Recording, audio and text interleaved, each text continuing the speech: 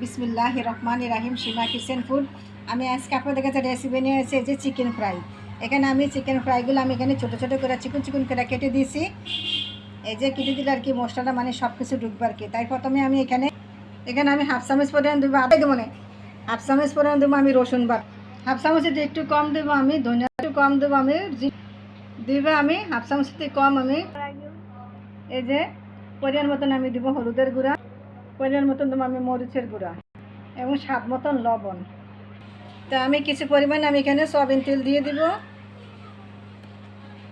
কইলে এখানে আমি এই যে একটা লেবুর অর্ধেকে এই যে আমি লেবুর রস প্রায় আমি 1 চামচের মতন আমি দিয়ে দিলাম। তা আমি সবগুলো উপকরণ আমি একসঙ্গে মেখে নিব।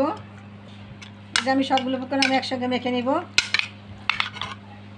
তা আমি এখানে ফ্রাইগুলো আমি এখানে প্রায় আধা ঘন্টার মতন আমি ঢেকে রাখবো, রেখে দিয়ে আটা কাজ করে ফেলবো। এখানে আমি এই যে আটা দিব। এখানে আপনারা চালের গুঁড়ো দিতে পারেন, আমি দিয়ে দেবো আটা। অল্প একটু দেবো আমি হলুদের গুঁড়া, কিছু পরিমাণ দেবো মরিচের গুঁড়া, এগুলো দেবো জাস্ট আমি স্বাদটা বাড়ার জন্য। পরিমাণ মতন দেবো আমি লবণ। সবগুলো উপকরণ আমি একসঙ্গে মেখে নিব।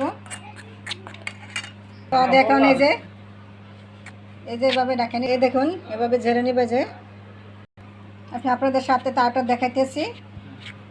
এই যে আপনাদের এই দেখুন এই যে এভাবে ঝেড়ে নেবেন। তো এই যে আমার সবগুলো হয়ে গেছে। এখন আমি এগুলো ভাজার জন্য নিয়ে যাব।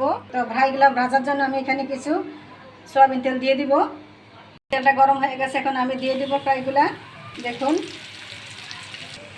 তো আমার ফ্রাইটা হয়ে গেছে, এই যে আমি এখানে তুলে ফেলবো। দেখুন এগুলো আবার দিয়ে দিব।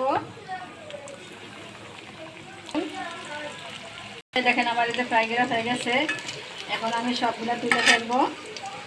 সবকটা আমার ভাজা হয়ে গেছে।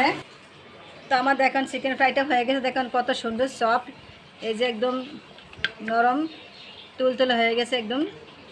প্লিজ আমার ভিডিও যদি ভালো লেগে থাকে আপনারা আমার মতন এইভাবে রান্না করে খেয়ে আমাকে কেমন করুন।